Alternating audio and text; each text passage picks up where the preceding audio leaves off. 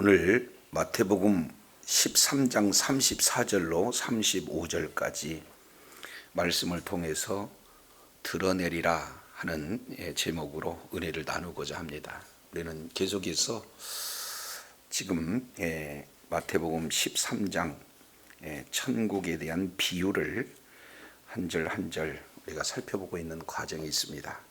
이미 네 개의 그런 어떤 천국에 대한 비유들을 우리가 이제 살펴봤어요. 그런데 마태복음은 잘 아시겠지만 구약 성경과 신약 성경을 연결해 주는 것이 바로 마태복음이에요. 그러니까 성경은 이미 마가복음이 먼저 기록되어 있으나 배열은 마태복음이 먼저 앞에 나와 있는 그 내용은 구약과 신약을 연결해 주는 내용이죠. 그래서 복음서 중에 마태복음이 구약 성경을 가장 많이 인용하고 있다, 이렇게 볼 수가 있습니다. 그래서 오늘 마태복음 13장 33절, 34절, 35절 이 내용을 통해서 보면은 뭐라고 말씀하고 있어요? 선지자로 하여금 하신 그 말씀을 이루게 하려 함이라. 결국에 성경 전체에 큰 기둥이 있다면 바로 언약과 그리고 성취라고 하는 큰 기둥이 있어요. 그러니까 구약에서 예언하신 그 언약이 실제 신약에서 이루어지는 거죠. 그 중에 오늘 이러한 방식으로 마태는 구약과 신약을 연결해서 구약의 예언이 신약에 어떻게 성취되었는가, 크게 10가지 핵심 그런 내용 가운데 오늘 지금 여기에 10번째 이제 해당되고 있는 그런 내용이에요. 자, 조금 더 살펴보겠습니다. 34절, 예수께서 이 모든 것을 무리에게 무엇으로 말씀하시고? 그렇습니다. 비유로 말씀하시고, 그 다음에 비유가 아니면 아무것도 말씀하지 아니하셨다. 근데 이 말씀만을 그대로 한 구절만 빼서 본다면 이단들이 가장 좋아하는 그런 성구가 되어집니다. 비유풀이다라고 해서 마치 예수님께서는 모든 것을 다 비유로 말씀을 하셨다. 그러니 이제 그 성경은 전부 다 비유로 된 것이다, 이렇게 표현하는데, 이 원문 내용을 통해서 보면은 이 모든 것이라고 하는 것은 마태복음 3장에서 지금 13장 3절에서 33절까지 하는 내용이 이 모든 것에 포함된 겁니다. 그러니까 예수님의 전체 말씀이 비유가 아니라 천국을 비유로 말씀을 하셨다, 지금 이렇게 말씀을 하고 있는 그런 내용이죠. 자, 그래서 비유로 말씀하시는 그 내용은 크게 두 가지의 의미가 담겨져 있어요. 그래서 오늘 마태복음 23장 이 내용이 사실은 마태는 히브리인들이 가지고 있는 문장 구조로 치밀하게 이 문장이 구성이 되고 있습니다. 잘 아시겠지만 이스라엘 백성들은 성경 중에서도 가장 생명과도 여기는 그런 내용이 뭡니까? 토라예요. 토라는 잘 아시겠지만 창세기, 출애굽기, 레위기, 민수기, 신명기, 모세 오경을 그들은 뭐라고 그래요? 토라, 이렇게 표현을 하고 있는 거죠. 그러니까 이 모세 오경을 하나의 큰 중심으로 해서 마태복음을 구성합니다. 그러니까 마태복음의 전체 주제가 5개의 주제가 있게 되는 거죠. 그래서 이제 우리가 이미 5개의 교훈, 다른 말로 쉽게 표현한다면 5개의 설교가 마태복음에 치밀하게 구성이 되어 있어요.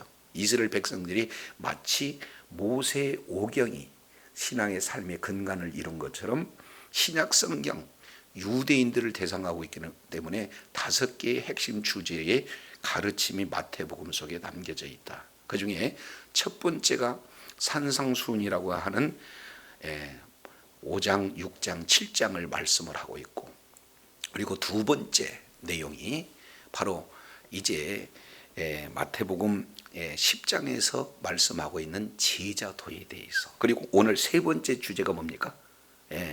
이 천국론에 대해서 마태복음 13장에서 기록하고 있어요. 그리고 마태복음 18장에서 제자도에 대한 내용, 이제 교회론을 조금 더 구체적으로 풀어서 말씀하고 있고, 그리고 다섯 번째가 마태복음 23장, 24장 종말론에 대해서, 그래서 크게 다섯 가지, 천국이 무엇이고 제자도가 무엇이고, 그리고 이제 천국의 실질적인 그런 비유, 그리고 교회와 마지막 종말, 이 다섯 가지 큰 주제를 이렇게 구조적으로 이렇게 말씀을 하고 있습니다. 그런데 마태복음 13장 이 내용에도 보면은요, 히브리인들의 문장 구조로 보면은 짝을 이루고 있어요.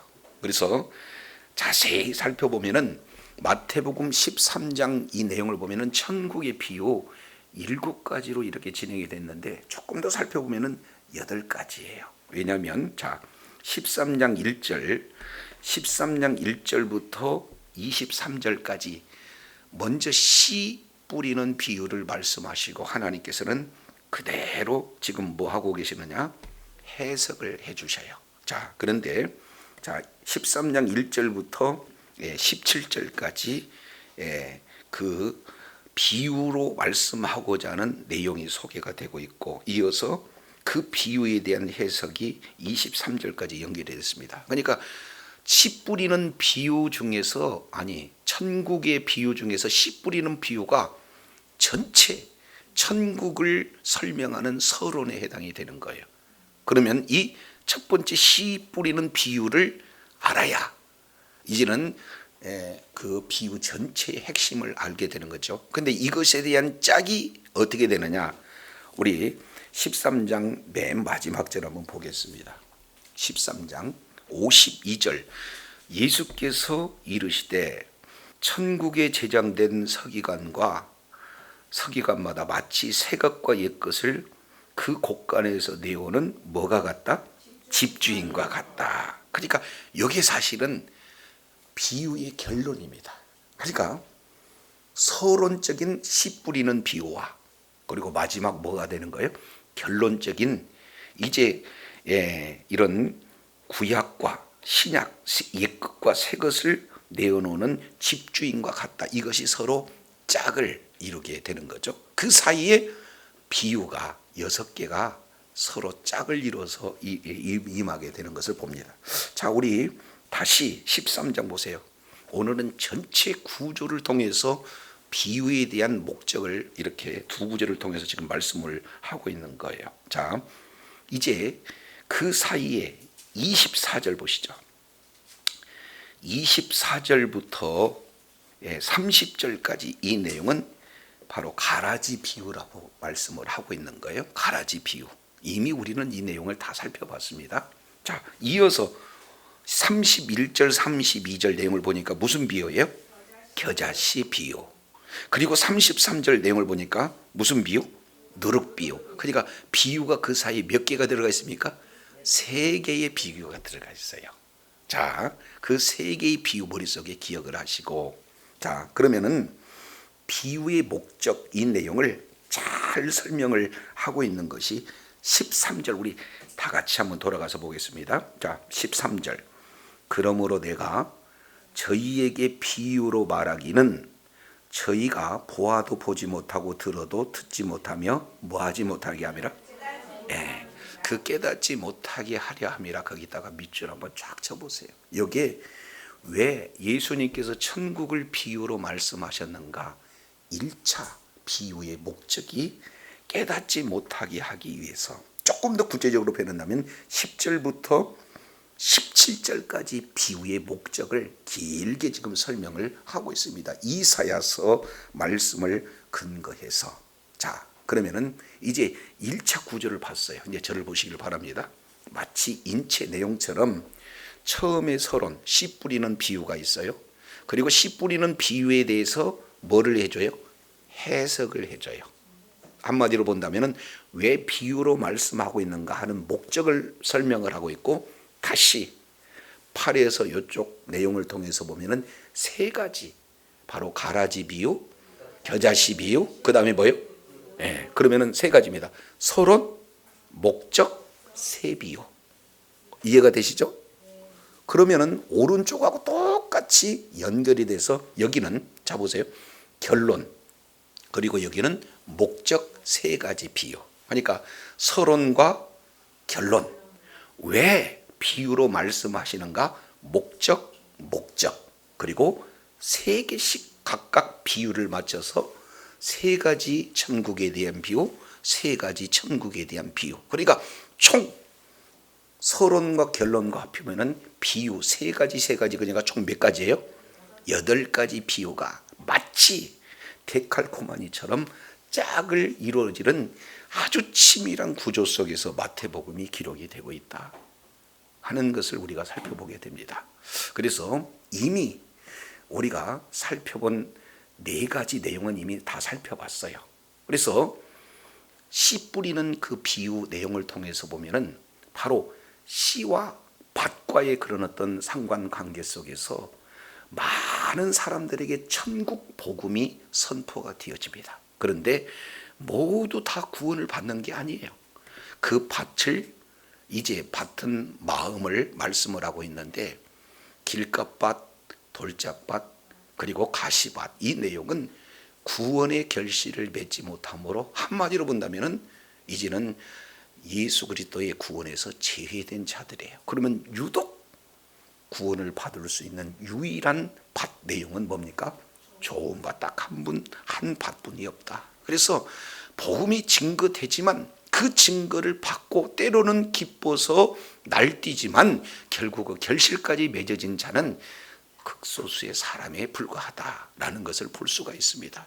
그러나 천국은 이렇듯 많은 사람으로 천국이 이루어지는 것이 아니라 극소수의 사람이 그 복음을 받아서 천국이 이제 이루어지지만 그 천국은 지속적으로 확장되어져 간다 하는 내용. 이것이 첫 번째 씨 뿌리는 비유를 통해서 우리가 살펴봤습니다. 두 번째는 가라지.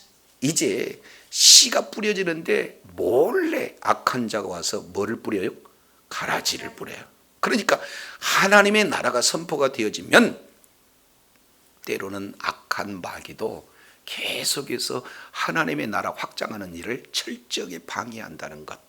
그래서 결국에는 하나님의 말씀이 선포되는 그 일에 방해하는 악한 세력이 있다 할지라도 하나님의 나라는 확장되어져 간다는 것. 이게 두 번째 지금 비유를 통해서 우리가 살펴볼 수가 있습니다. 세 번째, 네 번째는 확장이 돼 있어요. 그러니까 겨자씨는 작은 것이로되 결국에는 뭐예요? 점점 외적으로 성장하는 것과 누룩은 아주 적은 양이 첨가가 되지만 점점 붙들려서 확장되는 것. 그래서 외적인 성장과 내적인 성장. 그래서 결국에는 하나님의 나라는 자라난다, 성장되어진다 하는 내용을 우리가 지난 시간까지 살펴봤습니다. 자, 그렇다면 오늘은 이제 비유의 두 번째 목적에 해당돼요. 그래서 오늘 마태복음 13장 34절 그리고 35절 이 내용을 보면은 모든 것을 비유로 말씀하시고 비유가 아니면 아무것도 말씀하실 수가 없다. 조금 어려운 단어예요. 우리 한번 따라하겠습니다. 파라볼레. 시작. 네, 나 좀 바라볼래? 의미하고 똑같아요. 그러니까 헬라어로 파라볼레라고 하는 것은 바로 문자 그대로 표현한다면 옆에다가 던지다라는 뜻이에요. 그러니까 이 컵이 얼마나 큰지를 사람들은 사진만 보면 모르잖아요. 근데 이 옆에다가 동전 100원짜리를 하나 딱 던져놓으면 이 크기가 동전만한 잔인지 동전보다 10개가 100배나 큰 잔인지 동전이 기준이 되니까 서로 뭐 하는 거예요? 비교가 되는. 이것이 원래 파라볼레의 문자적인 의미예요. 그런데 성경에서 말씀하고 있는 그 파라볼레의 의미는 보다 근본적인 그 비유를 말씀을 하고 있습니다. 왜냐하면 하나님의 나라를 아무리 예수님께서 설명해 준다 할지라도 저와 여러분은 하나님의 나라를 들을 수가 없어요. 자, 예를 든다면 조선시대에 비행기를 어떤 사람이 이제 현대에 있는 사람이 조선시대에 가가지고 비행기를 설명한다면 조선시대를 살고 있는 모든 사람은 아무리 설명해도 알아들어요, 못 알아들어요? 못 알아들어요. 그잖아요. 아니 어마어마한 고철이 되어져 있는 것이 그냥 하늘에서 뜬다. 그런 것을 지금까지 경험해 본 사람이 한 사람도 없습니다. 뒤에는 불길이 그냥 쫙 연결이 된다. 이해가 안 돼요. 그죠? 그렇기 때문에 한 번도 보고 경험할 수 있는 용어도 안 되고 문자도 안 되고 모든 그런 지혜도 안 되는 거예요. 그렇기 때문에 아무리 설명해 본들 그들은 알아들을 수가 없습니다. 그래서 예수님께서는 천국의 주인공이시요 천국을 실제 주인공의 통치자가 이 땅에 육신의 몸을 입고 이 땅에 오셔서 이 땅에 천국을 한 번도 바라보지 못한 우리들에게 천국이 이렇단다 하더라도 저와 여러분 알 수가 있을까요? 없어요. 그러니까 천국을 설명하기 위해서는 어떻게 해야 되느냐? 이 땅에 있는 것을 가지고 천국을 설명하기 위해서 이 땅에 있는 우리가 알고 있는 지식을 동원해서 천국을 설명하고자 하는 기법, 이 내용이 바라볼래라는 그런 어떤 뜻이 되어져요. 그러니 우리가 천국이 있는데 그 천국을 보여줘도 모르고 말해도 모르니까 지금 예수님은 뭘로만 말씀하고 있어요? 비유로만 말씀하고 있다라는 사실을 볼 수가 있어요. 그래서 신천지와 같은 그곳에서는 이것은 자기들만 비유풀이를 할 수 있다, 이런 잘못된 그런 신앙관을 가져요. 그런데 천국의 개념은 말해줘도 알 수가 없기 때문에 이 세상에 있는 내용을 가지고 천국을 설명하기 위한 기법이기 때문에 반드시 비유를 하시면 우리 주님은 뭐를 해주시느냐? 해석을 해주신다. 그 해석의 주인공은 누가 되느냐? 예수님이요, 바로 저와 여러분에게 직접 우리 하나님께서 해석해 주신 줄로 믿습니다. 그러니까 어느 교회 특정한 사람, 특정한 장소에만 가야 비유를 해석하는 것이 아니라 비유에 대한 모든 내용은 예수님께서 직접 말씀해 주셨다는 사실을 오늘 분명히 말씀하고 있어요. 자, 35절 내용을 봅니다. 35절, 이는 선지자를 통하여 말씀하신 바 내가 입을 열어 비유로 말하고 창세로부터 감추인 것을 뭐하리라? 비유의 목적 두 번째는 드러내는 기능입니다. 자, 다시 우리 이미 살펴본 내용이에요. 13절로 보겠습니다. 그러므로 내가 그들에게 비유로 말하기를 그들은 보아도 보지 못하고 들어도 듣지 못하며 뭐하게 하지 못하리라? 그렇습니다. 비유로 얘기하는 것은 똑같은 비유를 설명할 때 어떤 사람에게는 깨닫지 못하게 하는 기능이, 목적이 비유로 말씀하시는 목적의 첫 번째고, 동시에 오늘 내용을 보니까 뭐예요? 드러내게 하기 위해. 그러니까 이제 예수님께서 택하신 그런 자들은 듣게 되어지면 이 말씀을 뭐예요? 다 깨달아 알 수 있는 내용입니다. 따라서 이 이중적 내용이 들어가 있어요. 비유는 첫 번째는 한번 따라합니다. 감추기, 또 하나는 드러내기. 그러니까 감추기는 깨닫지 못하게 하는 거고, 드러내는 것은 깨닫게 하는 그런 내용. 그래서 하나님의 말씀을 깨닫느냐 깨닫지 못하느냐, 우리가 씨 뿌리는 비유에서 이미 살펴본 그런 내용이 되겠습니다. 자, 그러면 오늘 34절 35절 두 번째 목적은 깨닫는 내용입니다. 자, 다시 봅니다. 예수께서 이 모든 것을, 그러면 이 모든 것은 3절부터 33절 이미 말씀하고 있는 천국 비유, 이 비유, 이 모든 것을 누구에게? 무리에게 비유로 말씀하셨어요. 여기서 무리라고 하는 이 내용은 누구를 말하고 있느냐? 자, 뒤에 13장 우리 잠깐 보겠습니다. 13장 1절, 그날에 예수께서 집에 나가사 바닷가에 앉으심에 큰 누가? 무리가. 여기는 오클로스라는 단어를 써요. 오클로스. 무리라고 하는 것은 오클로스. 이제 이 오클로스라고 하는 이 내용은 굳이 따진다면은 백성들의 무리다 이렇게 말씀을 하고 있습니다. 자, 그러면은 이 무리를 조금 더 살펴보겠습니다. 12장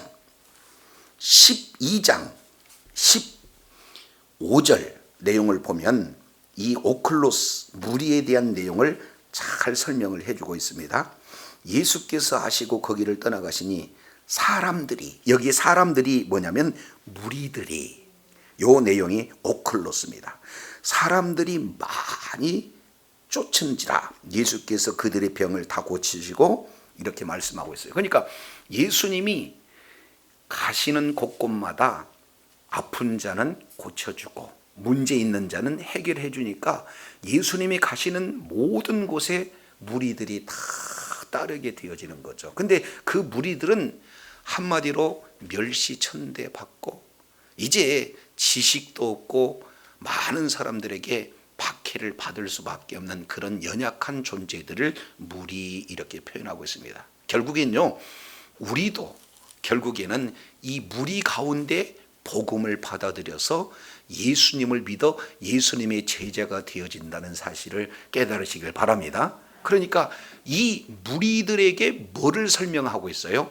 오클로스, 비유를, 무리, 이 오클로스들에게 비유를 설명하고 있는데 이걸 히브리어에서는 조금 다르게 설명해요. 오늘 너무 많이 나오네. 한번 따라하겠습니다. 암하레치. 그때 당시에 암하레치라고 하는 내용은 그날 벌어서 그날 쓰는 사람들.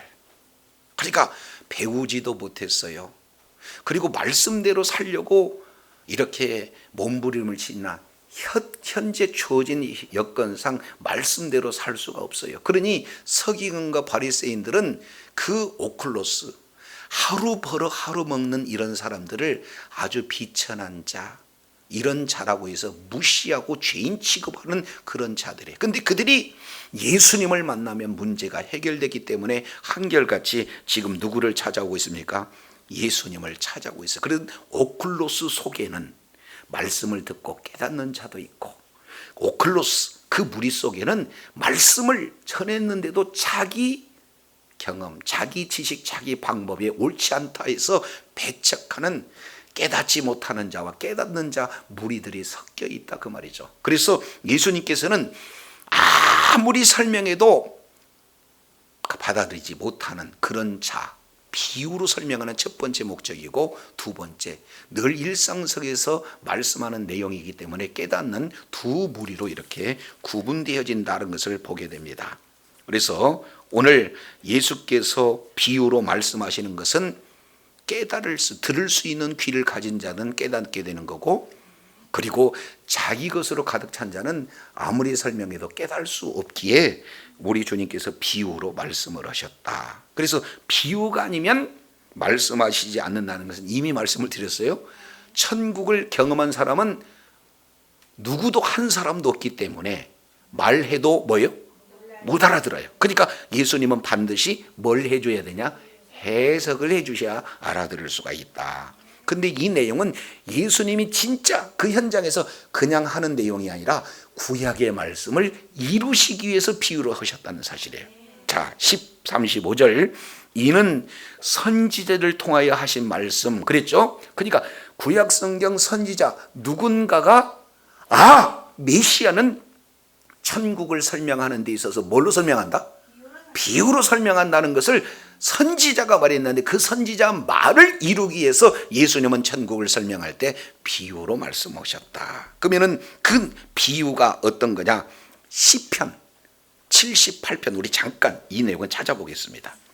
시편 78편 내용을 보면은 아삽의 시 이렇게 표현하고 있어요.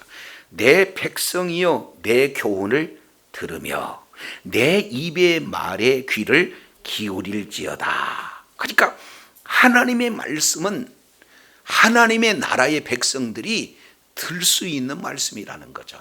자, 그런데 2절 내가 입을 열고 해서 내가는 하나님이 되겠죠. 그리고 대상은 뭡니까? 백성들. 내가 입을 열어 뭐를 베풀고?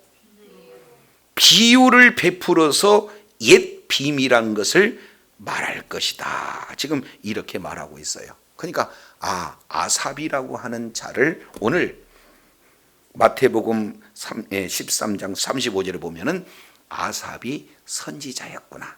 그리고 선지자는 이미 하나님의 말씀을 전할 때 내가 입을 열어 비유로 말하고, 그 다음에 한 가지는 좀 달라요. 옛 비밀한 것을 말하리라 그랬는데 여기서 옛이라고 하는 옛 비밀한 것을 뭐라고 표현했어요? 창세기부터 감추어진 것, 이렇게 바꾸어서 말씀하고 있습니다. 그러니까 예수님께서는 아삽의 그 예언의 말씀을 조금 더 뭐예요? 구체적으로 지금 풀어서 말씀을 하고 있는 것을 볼 수가 있습니다. 그러면 여기서 창세부터 감추은 것이 도대체 뭔가? 그러니까 감추어진 것은 비밀인데, 비밀은 공개하지 않으면 비밀로 남아 있어요. 그죠? 근데 공개하면 뭐예요? 더 이상 비밀이 아니다 그 말이죠. 그러면은 창세전부터 감추어진 비밀이 도대체 우리 주님께서 드러냈다면 이제 드러낸 것은 누구나 뭐예요? 비밀이에요? 알려져 있는 겁니까? 이제 더 이상 비밀이 될 수가 없습니다. 그러면은 이 창세전부터 감추어진 내용이 무엇일까 하는 이 내용을 사도 바울이 이 부분을 말씀을 하고 있어요. 자, 우리 잠깐 에베소서 보겠습니다. 에베소서 3장이에요. 자, 계시가 무엇이고 비밀이 뭔지를 조금 우리가 구분해 볼 필요가 있습니다. 창세기 에베소서 3장 1절. 그러므로 이러므로 그리스도 예수의 일로 너희 이방을 위하여 갇힌 자 된 나 바울은 너희를 위하여 내게 주신 하나님의 그 은혜의 경륜을 너희가 들을 터이라. 곧 계시로 내게 뭐를 알게 하신 것은? 비밀은 공개해야 알 수 있는 것이고, 계시는 하나님이 보여주신 거예요. 그러니까 비밀을 우리 주님께서 계시로 알게 해줬어요. 누구에게? 사도 바울에게. 자, 그런데 내가 이것을 대강 기록함과 같이 이것을 읽으면, 다시 읽습니다. 이것을 읽으면 그리스도의 비밀을 내가 깨달은 것을 너희가 뭐한다? 그러니까 비밀은 이제 영원히 감춰져 있는 겁니까? 아니면은 이미 사도 바울이 하나님이 계시로 비밀을 알게 한 것을 내가 계시를 드러냈으니까 우리도 계시의 내용을 읽기만 하면 알 수 있는 거예요? 알 수 없는 거예요? 그렇습니다. 자, 다시 3장 4절. 이것을 읽으면, 그러면 1차적으로는 에베소서를 읽으면, 이걸 확대하면 성경을 읽게 되면 그리스도의 비밀을 내가 깨달은 것을 너희 아무리 초신자라도 뭐 한다는 거예요? 읽기만 하면 알게 돼 있다. 지금 이렇게 말씀을 하고 있어요. 자, 대상입니다. 3장 5절. 이제 그의 거룩한 사도들과 선지자들에게 성령으로 나타낸 것과 똑같이 무슨 세대? 다른 세대. 이 다른 세대라고 하는 것은 구약에 있는 세대. 이 이전 세대에서는 사람들 아들들에게 알리고자 하지 않았다. 이렇게 지금 말씀을 하고 있습니다. 자, 이게 조금 어려운데 이 부분을 고린도전서 우리 한번 보겠습니다. 고린도전서, 베드로전서 먼저 보고 보시죠. 베드로전서 1장. 베드로전서, 오늘은 성경을 몇 군데 좀 찾아볼 거예요. 베드로전서 1장 18절입니다.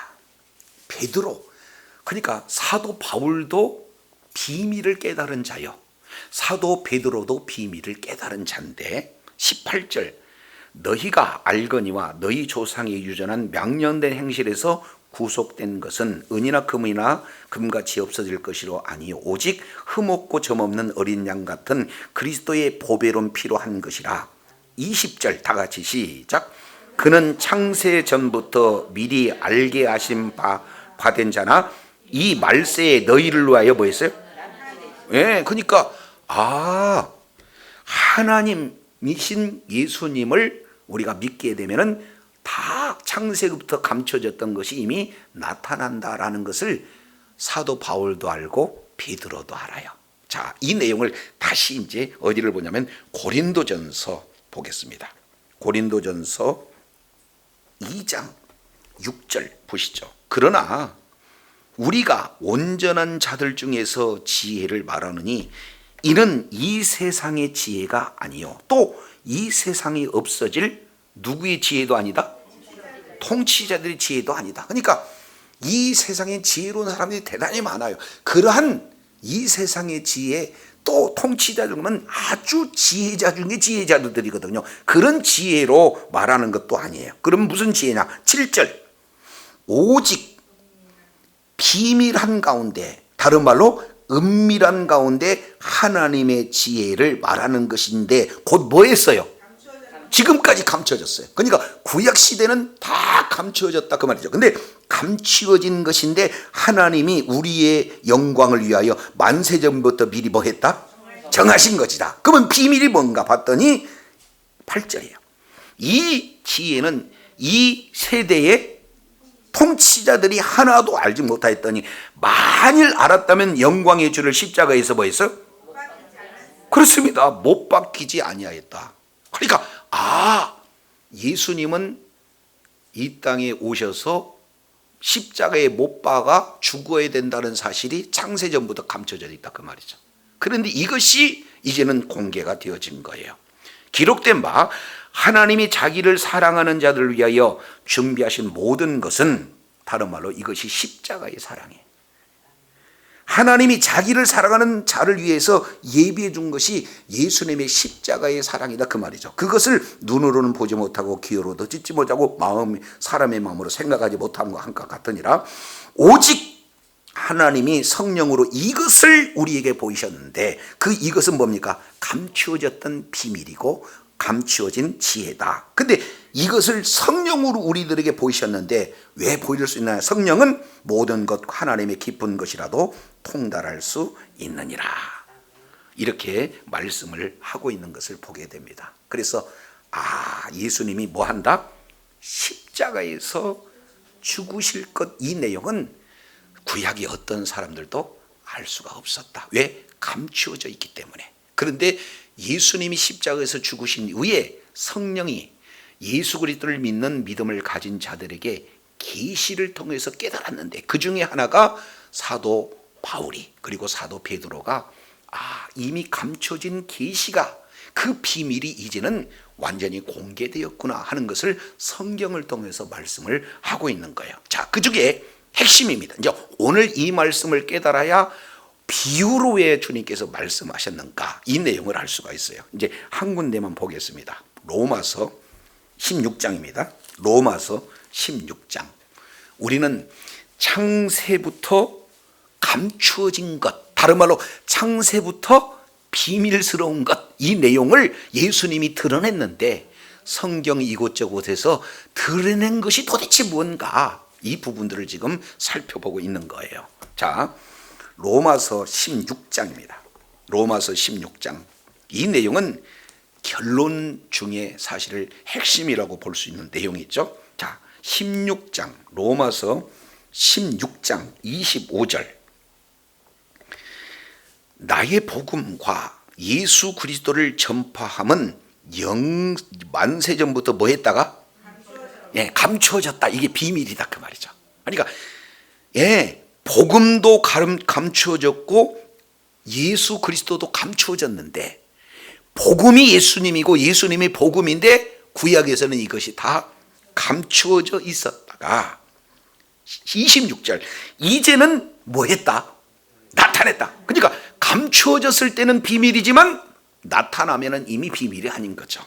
그래서 이제는 나타난 바 되었으며 영원하신 하나님의 명령을 따라서 선지자들 글로 말미암아 모든 민족으로 믿어 순종케 하시려고 알게 하신 바 그랬습니다. 그러니까 왜 예전에는 감춰졌다가 이제는 드러나게 되었느냐?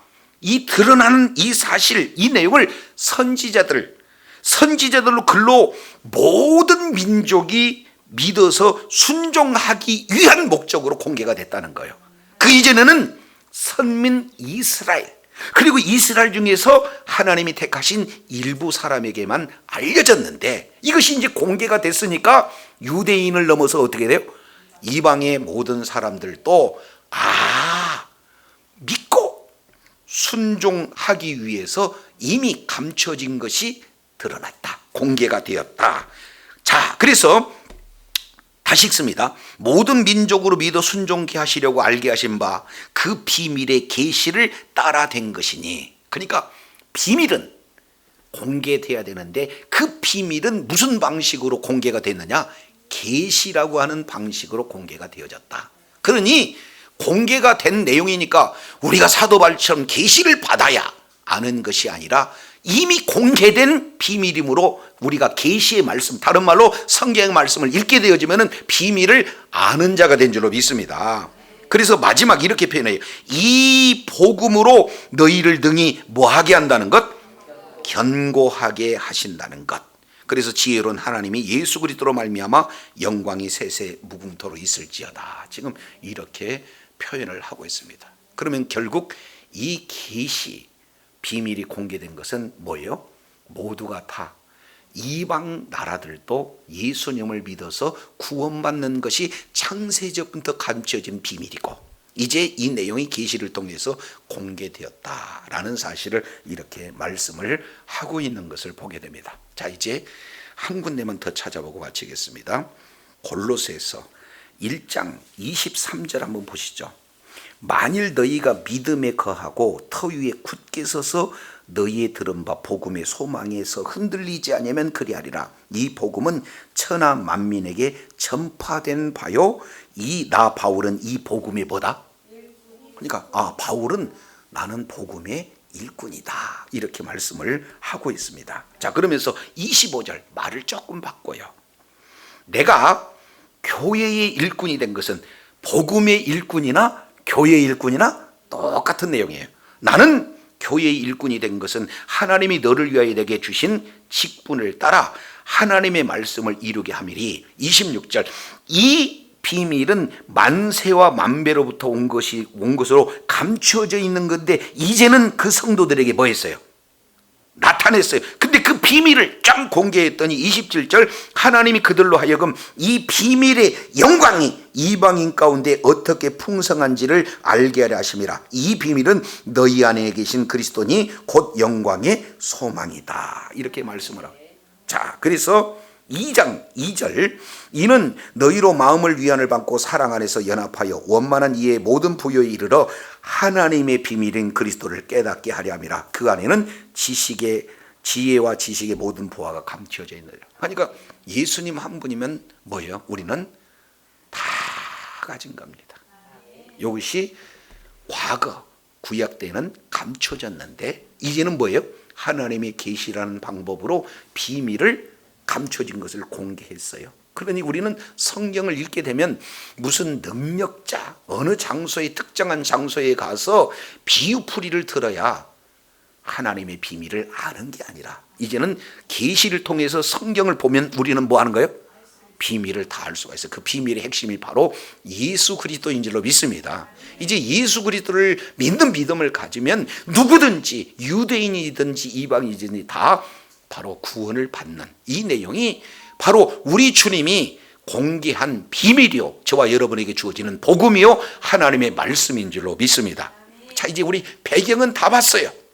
성경 여러 군데 똑같이 계속해서 비밀이 공개됐다. 비밀이 공개됐다. 그 비밀은 뭐냐? 예수 그리스도다. 예수 그리스도를 믿음으로 모든 이방인들도 다 구원을 받는 이 내용이 구약 때는 다 감춰져 있는데 이제 이 모든 내용이 이루어졌다라는 것을 말씀하고 있어요. 다시 이제 이 내용을 머리에 기억하시고 34절 13장 34절 예수께서 이 모든 것을 천국 비유 이 모든 것을 무리에게 뭘로 가르치셨어요?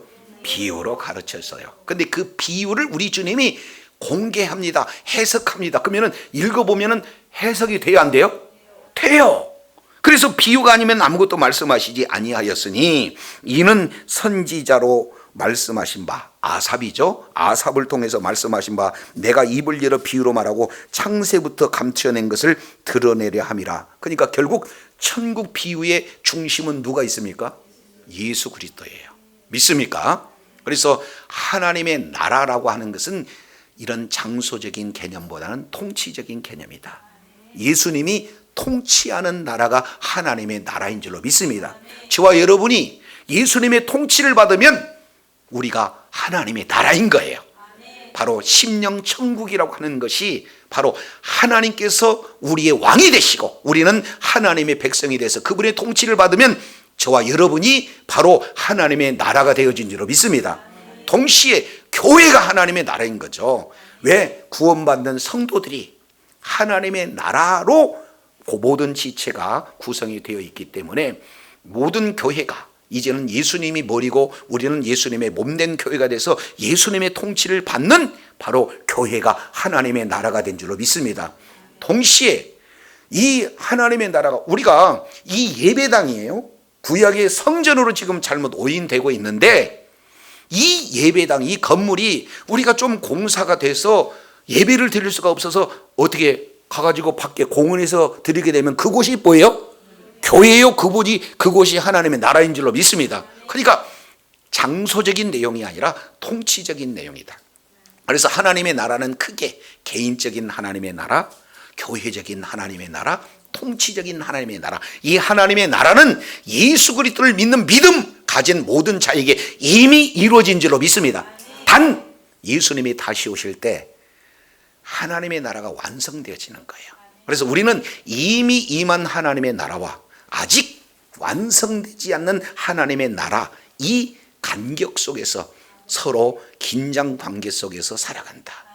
사탄이는 끊임없이 하나님의 나라가 이루어지는 것을 방해하고 우리는 말씀을 붙들고 이미 임한 하나님의 나라를 점점 누리고 확장하는 내용의 저와 여러분의 영적 전쟁으로 지금 살아가고 있는 것이 신앙생활이다라는 것을 볼 수가 있어요. 그래서 비유를 통해서 봤더니 하나님의 나라는 예수님이 통치하는 나라요.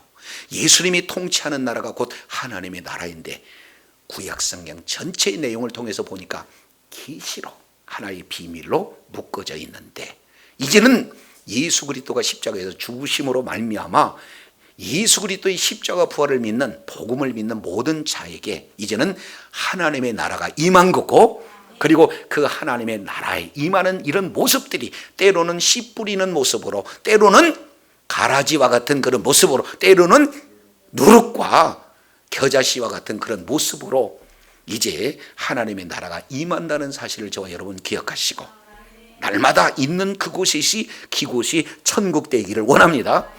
가르치는 지식으로면 천국은 있어요라고 얘기하는데 그 하나님의 나라를 우리가 온전히 맛보지 않는다면 다른 사람에게 전할 길이 없어요. 먹어봤더니 천국은 뭐하다? 이 맛이다. 아주 못되게 구는 남편이 있어요. 그런데 아내가 천국이 임하게 되어지면 뭐합니까? 남편의 문제가 안 되는 거예요. 아주 그냥 잔소리를 해도 기쁨이 있고 설령 돈이 조금 부족해도 기쁨으로 넘쳐나요. 문제가 있어도 그 문제보다도 문제를 해결할 수 있는 하나님이 지금 통치하고 있기 때문에 문제가 되지 않는 천국, 이 맛을 본 자는 바로 천국의 증인이 되어질 줄로 믿습니다. 그러니까 우리는 날마다 무슨 삶을 살아야 되는 거예요? 그렇습니다. 천국된 삶을 사는 거예요. 천국 안에는 문제가 없습니다. 죄악이 없습니다.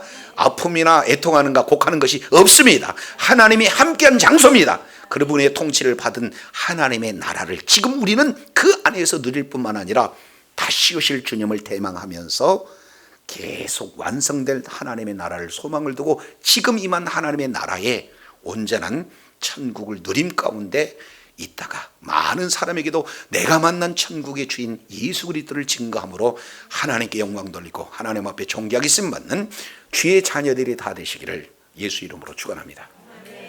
기도하겠습니다.